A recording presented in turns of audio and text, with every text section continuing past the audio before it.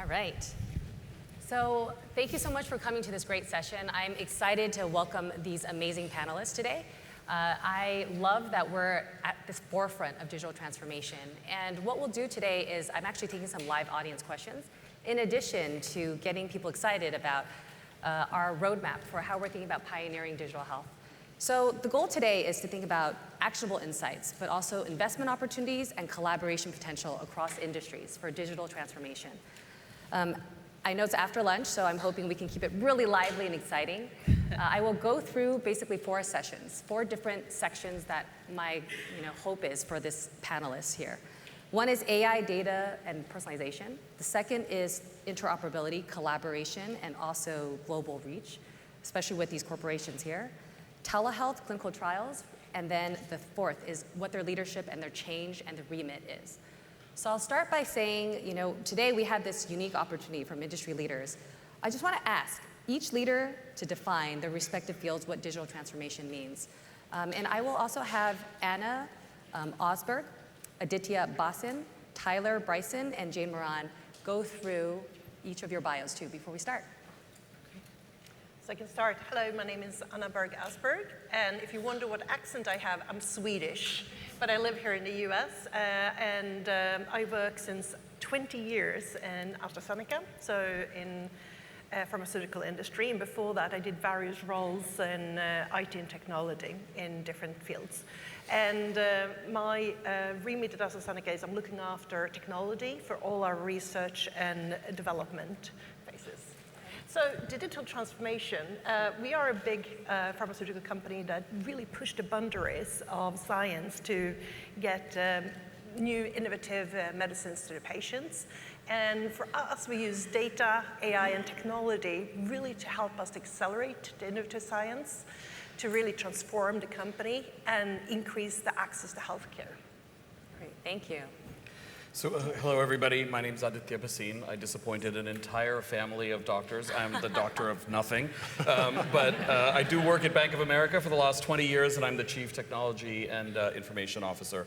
For us, digital transformation really is serving our clients where they are. Our clients are living their entire lives digitally, and they expect their financial lives to be no different. And so we are humbly sort of following where our clients are and making sure they have all the capabilities they need to live a digital financial life. Great, thank you. I am also a doctor of nothing, so thank you for good. Hey everybody. Put the least qualified people in the middle. That's right. My name is Tyler Bryson, and I lead Microsoft's efforts in healthcare, life sciences, and public sector. There's an interesting convergence of course, public sector and policy and the world of healthcare and life sciences, as we all know. I think digital transformation is such a broad topic, but in its most basic level, at Microsoft, we're focused on enabling platforms that enable our customers to improve processes and outcomes. And we're at an incredible moment where these platforms and their capabilities are almost leapfrogging our ability to adopt them. So I look forward to talking about that today. Great. Thanks, Tyler. Hi, everyone. I'm Jane Moran, and I'm the Chief Information and Digital Officer at Mass General Brigham.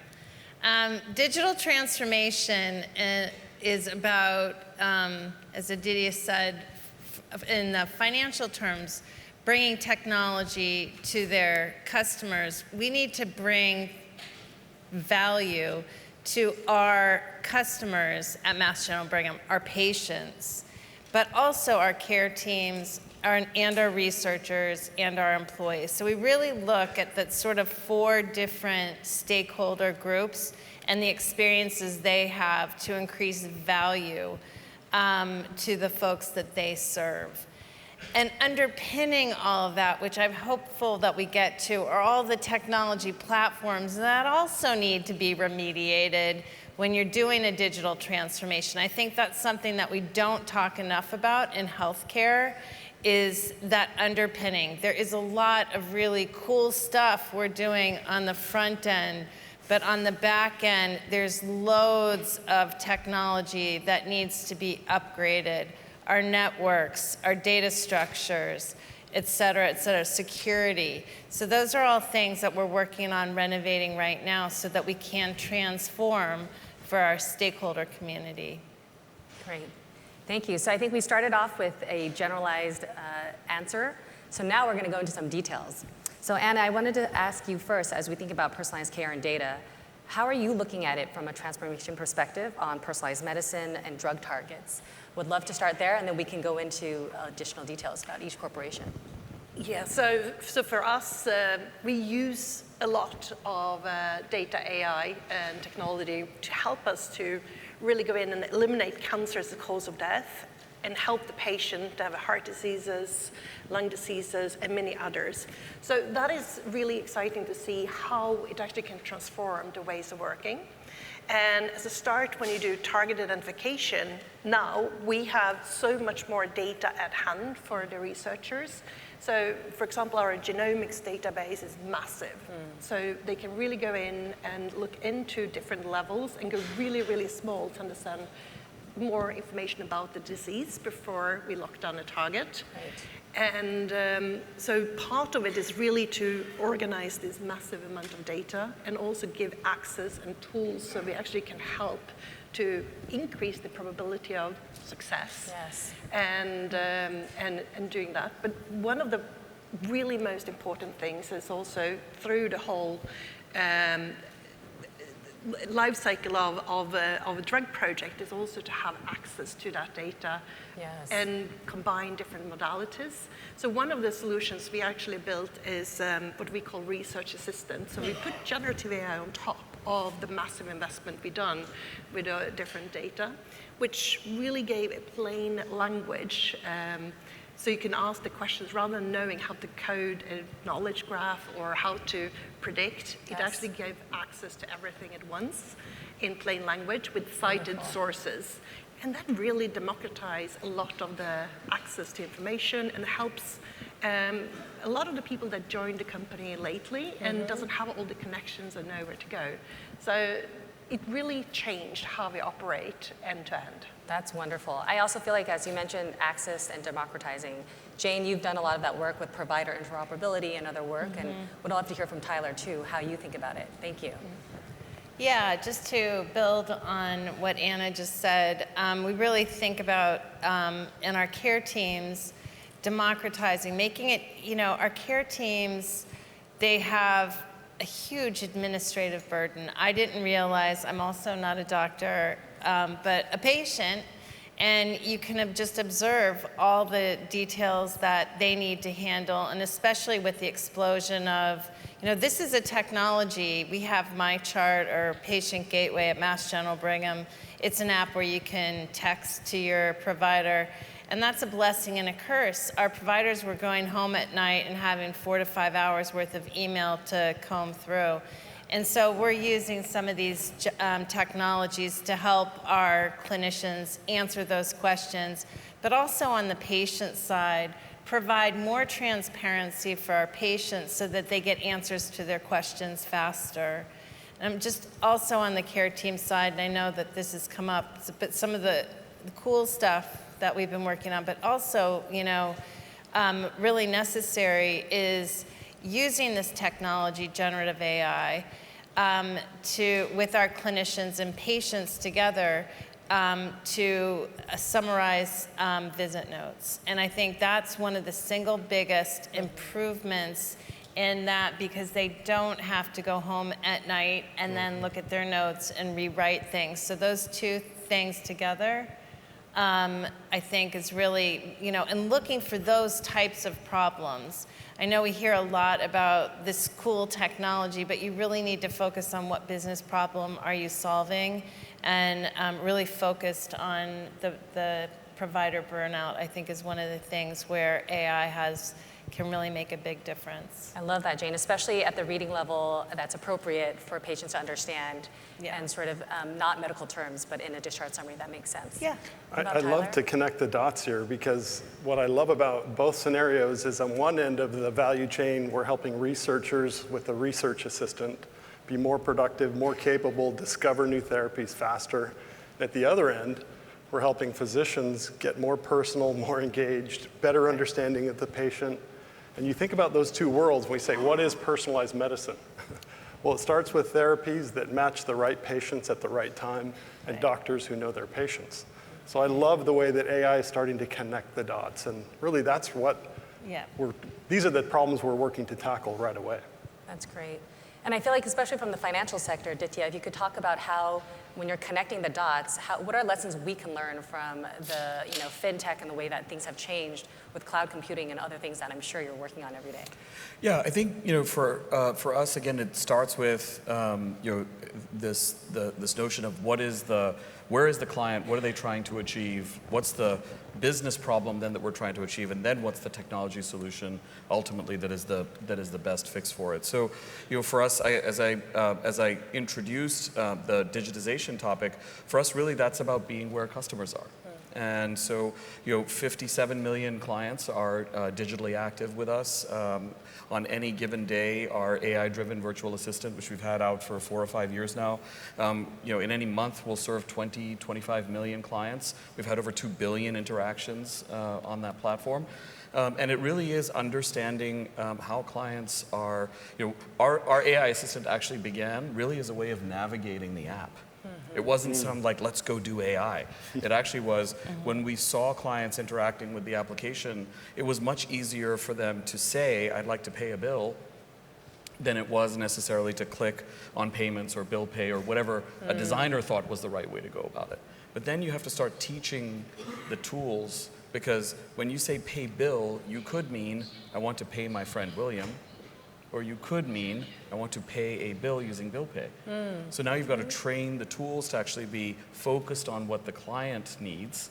And that's where for us, AI is a lot about both the technology itself, but about a deep understanding of the customer and their journey, and then how you build intelligence into these tools so that they can actually serve the client need. Are there any pitfalls that we should learn from the healthcare system that you feel like are lessons that we should be preventing? So one of the things we're very thoughtful about in the use of these tools, and we were talking about it a little bit earlier, is we always try to have a human being in the loop. Because we remind our teams a lot, we are dealing with people's money.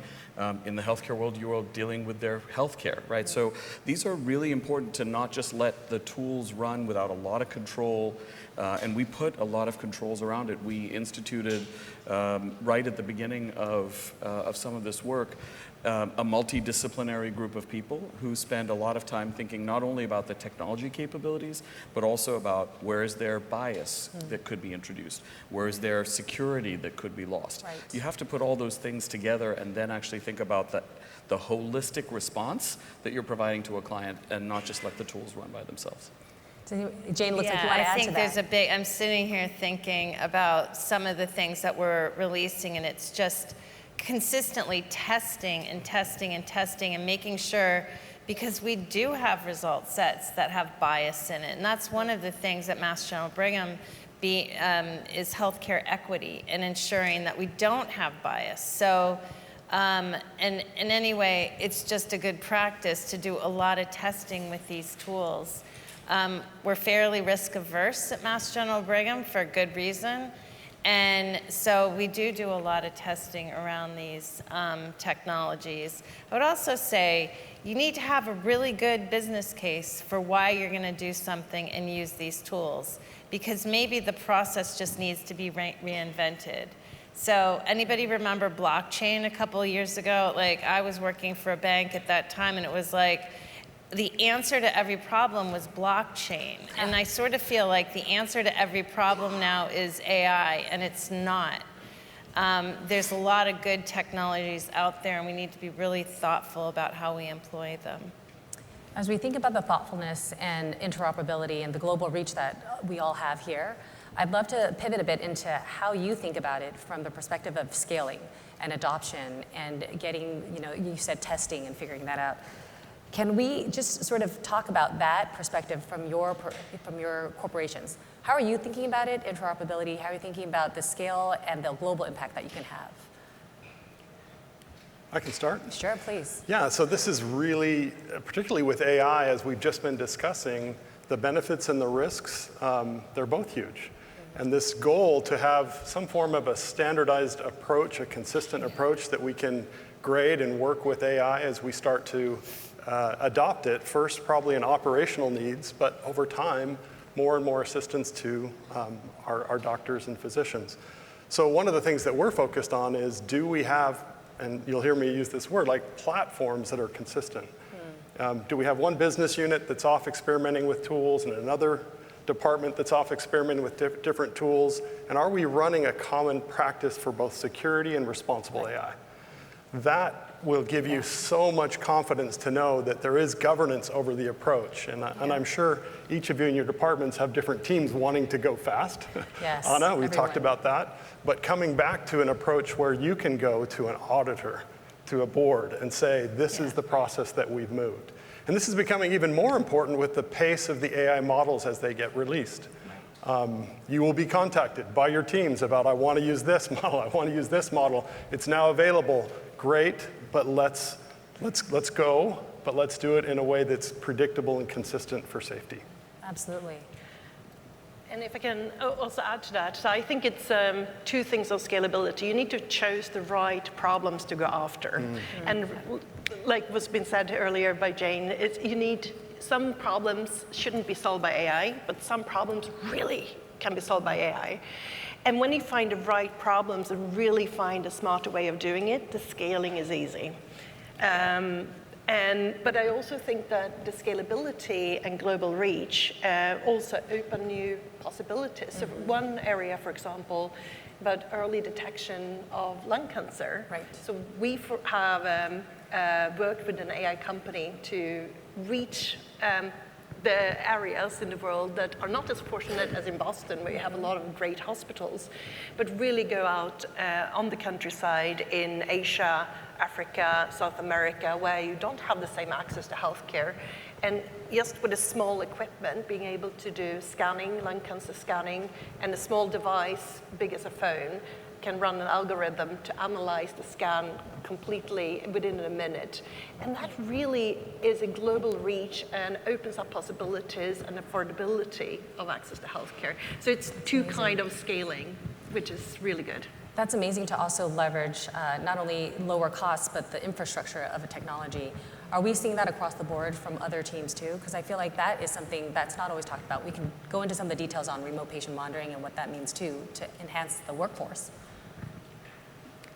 Yeah, I think that what we're seeing is this moment where the right business case is identified, the right opportunity is laid out, but then within each country that you operate, there may be a different state of regulatory and policy approval for AI access and use. And so you have, three constraint models working on you. Do we have the platform? Do we have our own control and auditing? And what is the regulatory environment in each market that we want to release this? And that's why you see so many early use cases being adopted in the United States only, as an example, where there is emerging legislation and policy that we're working closely on as an industry to shape and guide. Tyler, are you seeing that with data interoperability and data sharing? Is that something that Microsoft is always working on and thinking about? And I'd be curious to hear from Jane too on how that in the US especially works. Yeah, I think Microsoft is one of our partners. We've been working very closely on the data side, and this whole idea around interoperability is a really important one, and data sharing, and we're doing a lot of work in that space, both with our technology partners, but also with other partners, other healthcare systems, pharma. We do a lot of work with AstraZeneca, and having, especially in research, standard data structures, that's really important. And just to build on what Tyler was saying, it's so important to innovate at scale. Does not mean creating everything from scratch. Utilizing technology from your partners. So, we have about 10 big technology partners we're now working with, and leveraging that. Yeah. So leveraging that core platform is super important for us, because that allows us to take costs out so that we can actually innovate at scale and we can move very quickly. And Jane, to your point, knowing the roadmap of each of your partners, so that when you're thinking about your innovation, you're not innovating in an area that your own platforms will be bringing to you. Our partnership with Epic is a good example where we work closely with Epic to build and enhance their capabilities in AI so they can bring it to their customers. And then as a customer, we take advantage of those innovations. So we're not building customizations to our electronic health record, which is Epic. We're working closely with both Microsoft and Epic on those innovations that we can deploy. This is great. We didn't even practice this, and they already started talking about the collaboration. Can I add something please. more? So I love this collaboration topic because just in our prep for this meeting, it's exciting to see what's being made possible with this new level of data and collaboration with these standards. Pharma, providers have the data, providers have the real world evidence. Yes. Pharma has the research know-how, and we bring, we hope, the platforms to drive the compute on that cycle. But breakthroughs are starting to happen. I mean, sparks of light that this collaboration, I would like to just share one example that was recently published. Back in May, Microsoft published a paper called GigaPath. And what GigaPath is, it's the first vision transformer model for large-scale digital pathology slides. So we have taken 170,000 images from Providence Health in partnership. We then digitally scanned that and built a vision model that could look at high-resolution 4K imagery and see basically local tumor signals that could never before be seen. Some of these images, you can imagine the density of information that maybe no human could understand, but now a machine does. Then what we did was we took the clinician notes from every one of those patient encounters with the patient who had that cancer diagnosis, and we got more insights with something called multimodal AI research. So now we're taking a vision model and a language model and converging those together to target new therapies for very specific patients who have tumors that were previously not understood. That computing power just sounds incredible. It's like what we have on our disposal with our cell phones sent people to the moon. So now we have this at our hands. Do you see that also continuing to occur across the industry, not only just drug and therapy development, but augmenting workforces, improving the not only discharge summaries that Jane mentioned, but other areas? I mean, I'm seeing it like to run Mass General Brigham, there's certainly a huge clinical component, but at any given time we have 10 to 15,000 investigators or researchers. So, you know, the processes, the administrative processes to just manage the real estate, right? We have 900 locations. That takes a lot of network cabling and all kinds of, so to manage that at scale, I think we look at all of this as a platform, and I think there's a lot of innovation where you can use these new technologies, use AI, and renovating administrative processes. And honestly, I would be remiss if I didn't talk about how healthcare is just getting so expensive to manage globally. So we're looking to use these technologies to also help take costs out of our administrative processes. Anna, you must be doing the same thing, or Aditya. Yeah, and we're actually working jointly on some of this. So when you do a clinical trial, there's a lot of transcribing of information, search for the clinic, and finding the information and then transcribing and getting the information over to the one running the clinical trials. And that's something, you actually had an expo here, some companies talking about it in the expo room. But what we're doing is we're trying to tie it together. So help to reduce the burden on the clinic and the site that operate the clinical trials. And both by finding the information and inputting the information, and then getting it transferred, EHR to EDC we call it, so getting it transferred to the ones actually running the clinical trial that need the data. We can't work directly with each other, so it's always a third party involved.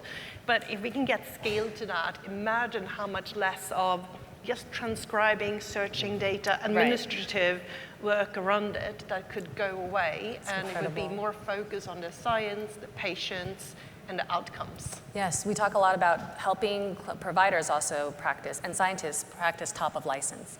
So not doing the things that are sort of manual and requires a lot more work, but putting them into the core of what their brain power is. I think that's really impressive. I'm sure you're seeing it, Aditya, on your side too, as you've thought about.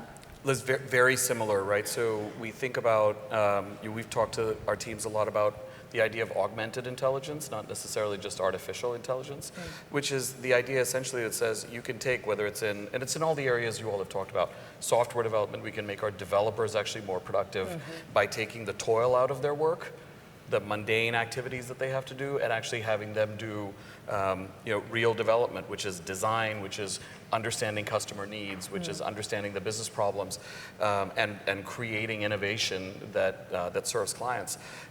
In customer service, same types of things. The ability to take what a human being does well, which is empathize with people, come up with innovative solutions, solve complex problems, rather than do some of the things that nobody likes to do, which is transcribe things and summarize things, and right? That's right. And so that's sort of one angle of it, and then the other is our ability to deliver advice actually at scale is a very interesting opportunity.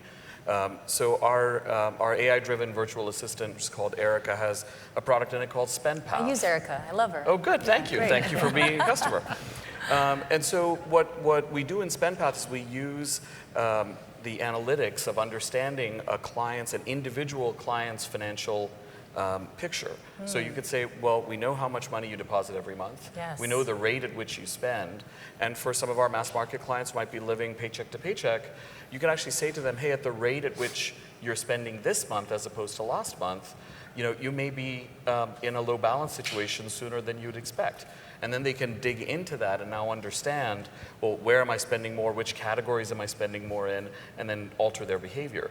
That ability to, in real time, provide an insight to a customer purely digitally is about delivering advice at scale, which is something you actually could not do to 57 million digital clients. So this is also interesting. I mean, speaking from personal experience using Erica, she's been great, but now she knows all my information, same with healthcare. How are you thinking about it when you want to gain patient trust? That's something that some of the other panelists have talked about. When you're looking at it, public markets, a lot of companies are saying AI is the future, but when you look at consumer reports, there's still a little bit of hesitancy.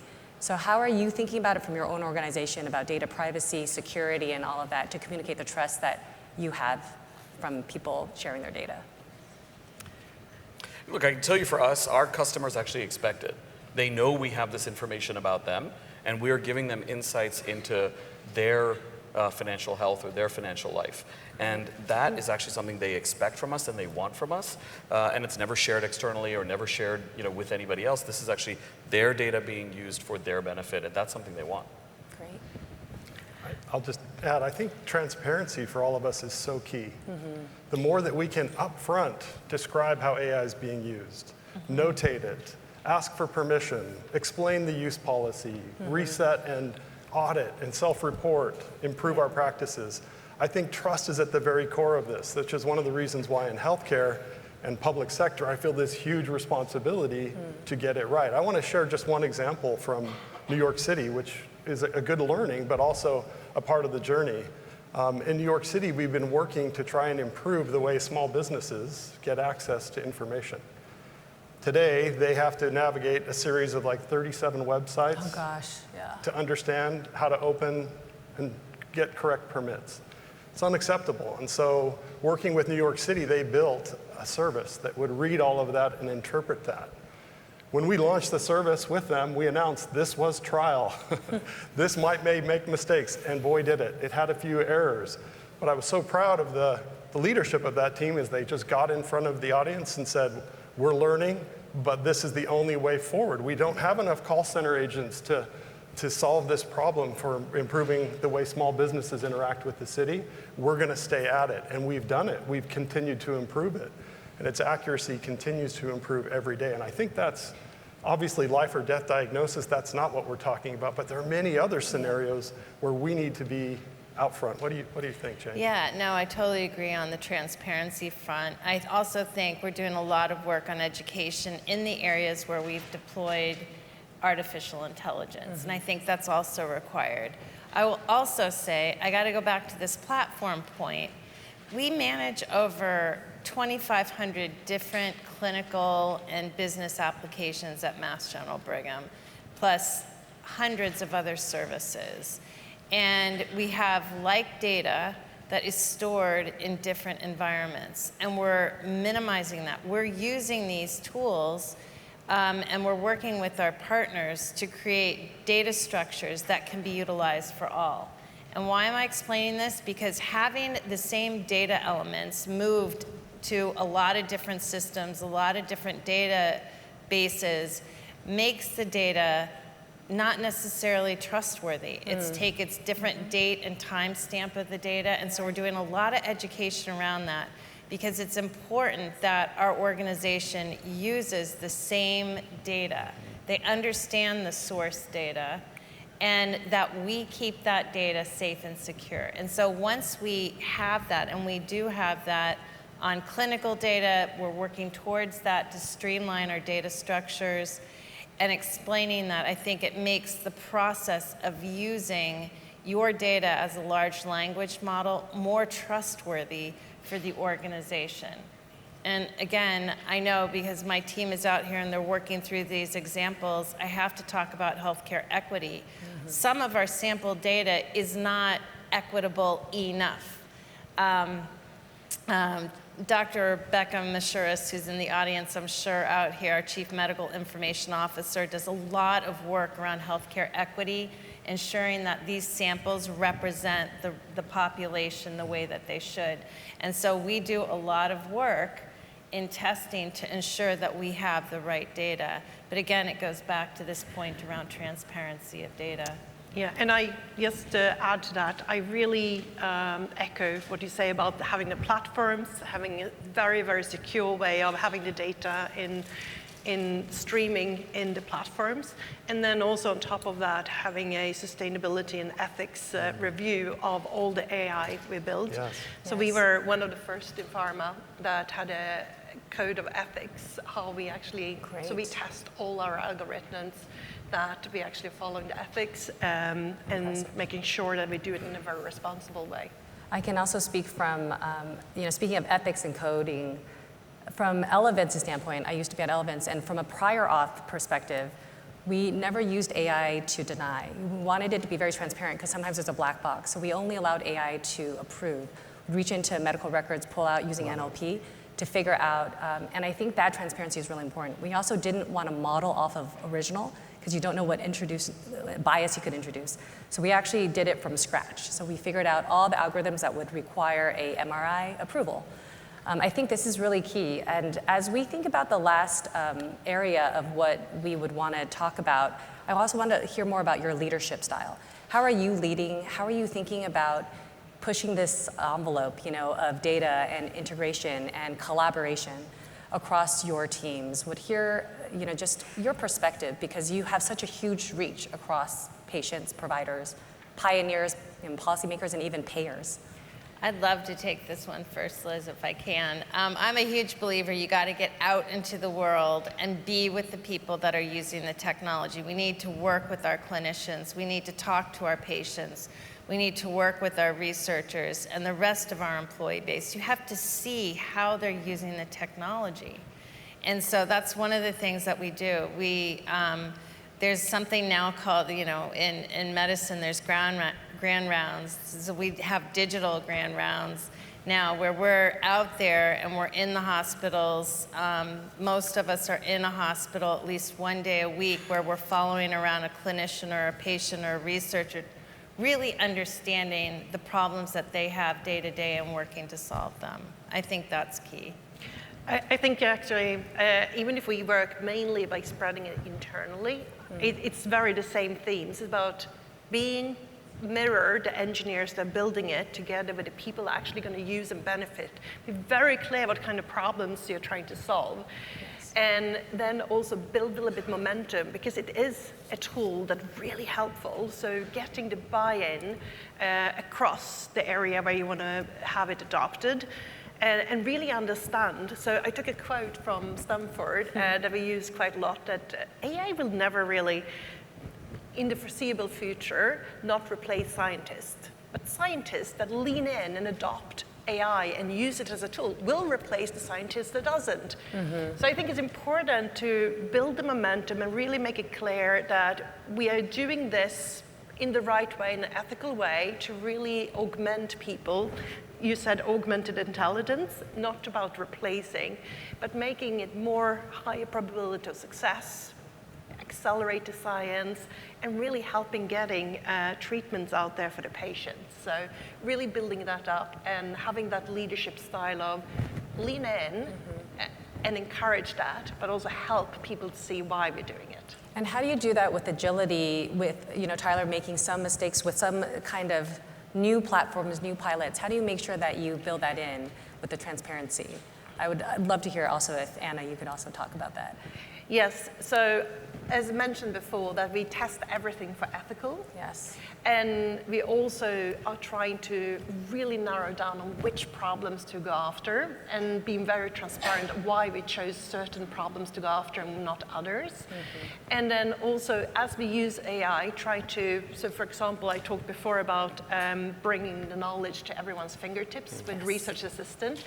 In doing that, also adding to transparency, where did they find the information? So cite all their sources, and really so the person in the loop, the scientist in the loop, actually can test that it's actually correct. Very helpful.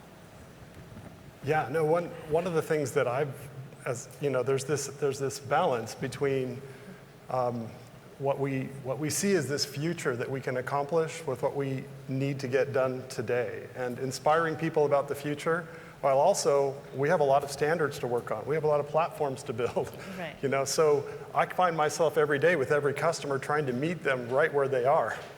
It's like, hey, how can we get these advantages in stages and yet inspire your people with what's possible? One of my responsibilities is working with the higher education institutions in the country.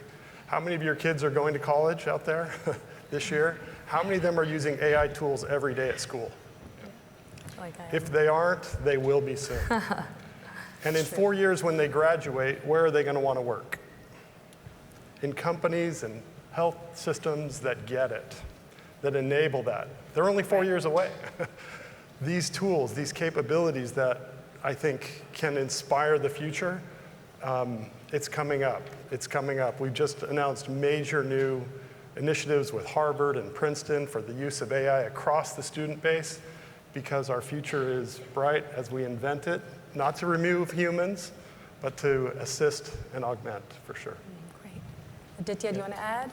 No, I think just very much the relentless focus on the customer, on what they're trying to achieve, what our teammates are trying to do to help our customers achieve their objectives, and then all the technology tools that sit underneath it to deliver that great experience. Really great. I feel like today we learned a lot from our leaders here, and their incredible respective industries on the scale, the remit, the goals that we have. I think we have just sort of discussed, I would say, 3 key areas. One is just the ability to collaborate and how important that is across industries, learnings, and what we're doing. The other thing is, of course, data is key, and so making sure that you're leveraging it in the right way with the right use cases, the right models, and also getting people the right buy-in. So the third is, of course, agility as we're thinking through that. If anybody wants to also leave the audience with 1 or 2 quotes and things that are inspirational, thoughtful, please do. I would love to hear from you any last key areas that you want to highlight. Now, I want to highlight what I see as the most inspiring when it comes from AI going forward. So watch out for what Tara was talking about, the multimodal data, and also how generative AI married up with the traditional AI actually can help the spread and the ease of use. You talked about every kid in college using it. Imagine when every person in the industry is using it. Great, thank you. I'm most excited, I think, about, again, I mentioned equity, but making healthcare accessible for all. despite your race or, demographics, your age, your education, I think some of the things that we're using this technology on equity is phenomenal, and I think that's a passion of mine that we're leaning into on our team. Great.